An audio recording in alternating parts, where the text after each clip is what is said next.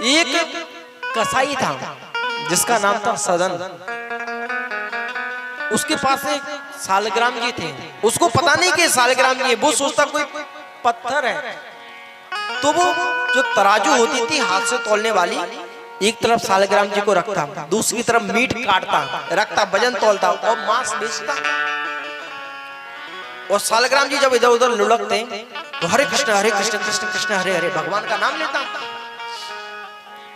एक बार एक महात्मा जी निकल रहे वहां से, उन्होंने देखा सालग्राम जी इस कसाई के पास, उस कसाई के पास गए। भगवान का भक्त था वो, उसको अनेकों अपशब्द कहे, गालियां दी, उसे डांटा कि तुम्हें शर्म नहीं आती, तुम भगवान को, सालग्राम जी को मांस के टुकड़ों के साथ रख रहे हो, वजन के तौलने के लिए उपयोग में ले रहे हो। सालग्राम जी उससे ले लिए, सदन कसाई से।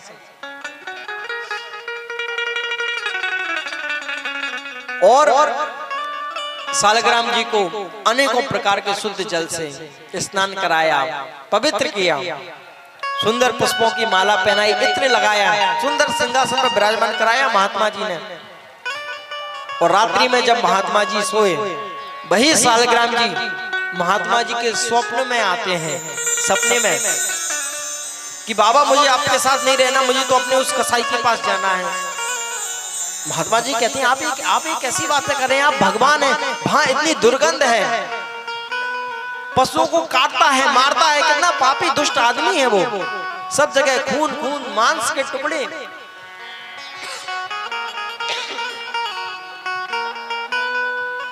और आप कह रहे हैं कि आपको उसी के पास जाना है। भगवान कहते हैं नहीं, हमें तो वही कसाई पसंद है, हमको अभी छोड़ के आओ, अभी छोड़ के आओ। भगवान रोने लगे। रात्रि में ही महात्मा जी सालग्राम जी को लेकर के गए। कसाई का दरवाजा खटखटाया, कसाई ने द्वार खोले, महात्मा जी के सामने हाथ जोड़ के खड़ा हो गया। उसने मन में सोचा महात्मा जी कुछ और अपशब्द कहने आए हैं, डांटने आए हैं, गलती की मैंने। महात्मा जी ने सालग्राम जी दे दिए, ये लो भगत जी अपने सालग्राम जी, भगवान मेरे सपने में आए थे, रो रहे थे कि मुझे अपने उस सदन कसाई के पास जाना है।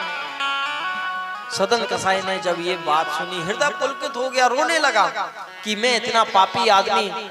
उसी दिन से उसने मांस बेचने का काम छोड़ दिया।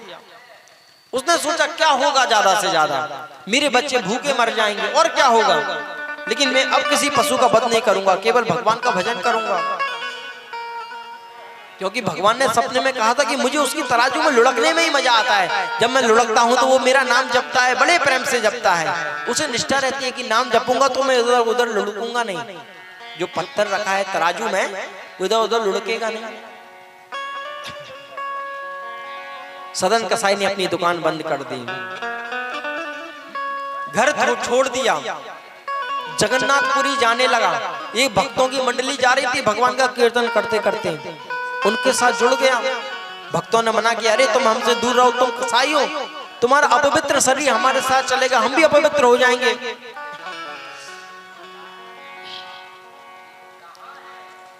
तो सदन कसाई मार्ग को छोड़ करके मार्ग से नीचे चलने लगा।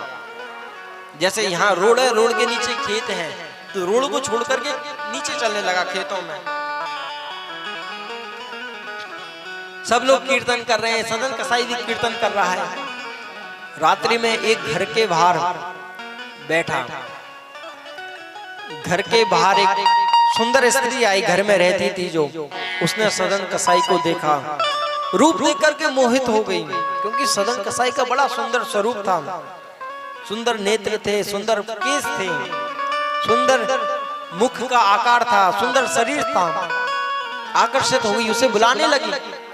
सदन कसाई ने इशारा कर दिया कि मैं नहीं आऊंगा, मैं भगवान का भजन कर रहा हूं। तो उस स्त्री को ऐसा लगा कि ये कह रहे हैं कि पहले अपने पति का वध कर दो तब मैं आऊंगा। उस स्त्री ने अपने पति का वध कर दिया, फिर बुलाने लगी, मैंने अपने पति का वध कर दिया, अब आ जाओ घर में मेरे। सदन कसाई घबरा गया कि ये स्त्री क्या कह रही है, मैंने तो ऐसा कहा भी नहीं। अब उस स्त्री ने कहा, या तो तुम मुझसे विवाह करो, वरना मैं सब लोगों को बुला दूंगी, हल्ला मचा दूंगी, चिल्ला दूंगी कि इस व्यक्ति ने मेरे पति का वध कर दिया। सदन कसाई मन में सोचने लगा, हो ये सोई जो राम रचि राखा, को करे तर्क बड़ा वही साका। क्या तर्क करे इस स्त्री से। उस स्त्री ने शोर मचाया सबसे कि जल्दी आओ सब लोग, बचाओ मुझे, बचाओ मुझे, इस व्यक्ति ने मेरे पति का वध कर दिया।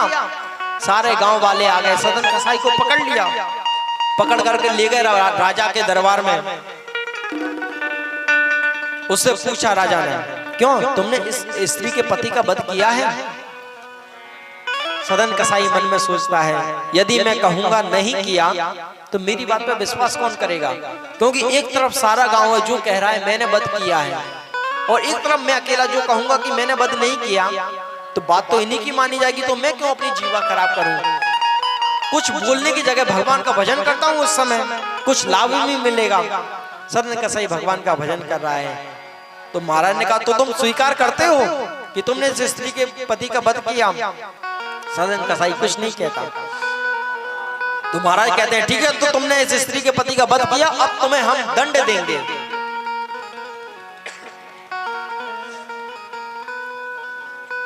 सदन कसाई कहता है, महाराज मेरी बस एक ही विनती है, कुछ भी दंड दे दो, बस मुझे मृत्यु दंड मत देना, मारना नहीं।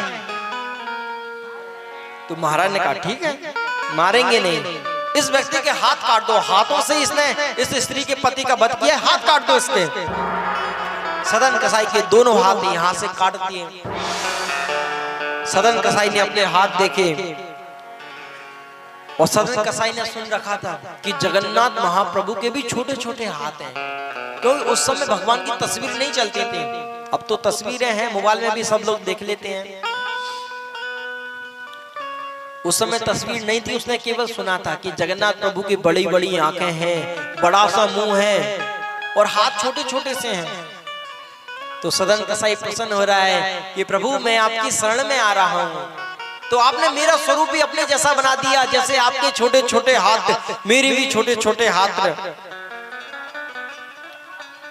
और सदन कसाई चला जा रहा है जगन्नाथपुरी की ओर,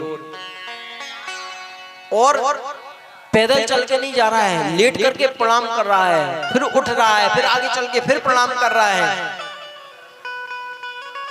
सब लोग देख रहे हैं कि इस व्यक्ति के हाथ नहीं है, फिर भी ये भगवान को प्रणाम करते करते जा रहा है। और वहां जगन्नाथपुरी में जगन्नाथ भगवान इतने प्रसन्न हैं, नाच रहे हैं। वहां पुजारी लोग कहते हैं, प्रभु आज आप इतने प्रसन्न क्यों हैं, इस तरह से नृत्य क्यों कर रहे हैं?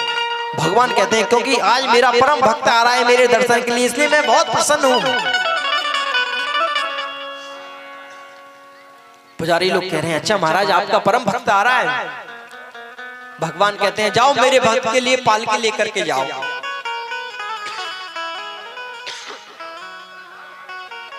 वो पैदल पैदल आ रहा है, उसे पालकी में बिठाल करके लाओ। सभी पुजारी लोग पालकी लेकर के जाते हैं। मंदिर के बाहर सभी लोग खड़े थे लाइन में, सदन कसाई भी था।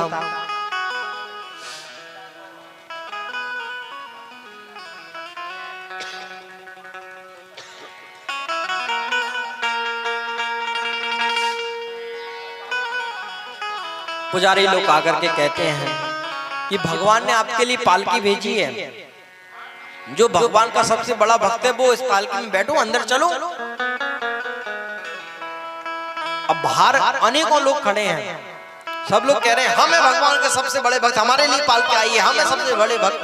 आपस में झगड़ा होने लगा, किस बात का, कि सबसे बड़ा भक्त कौन है, इस बात का झगड़ा होने लगा।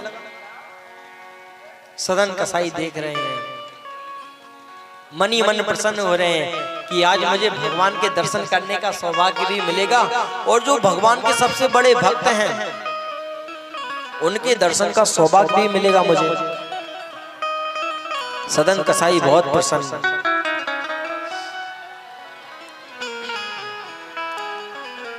अब पुजारी लोगों की कुछ भी समझ में नहीं आया, क्योंकि सब लोग झगड़ा करने लगे, बहुत सारे लोग।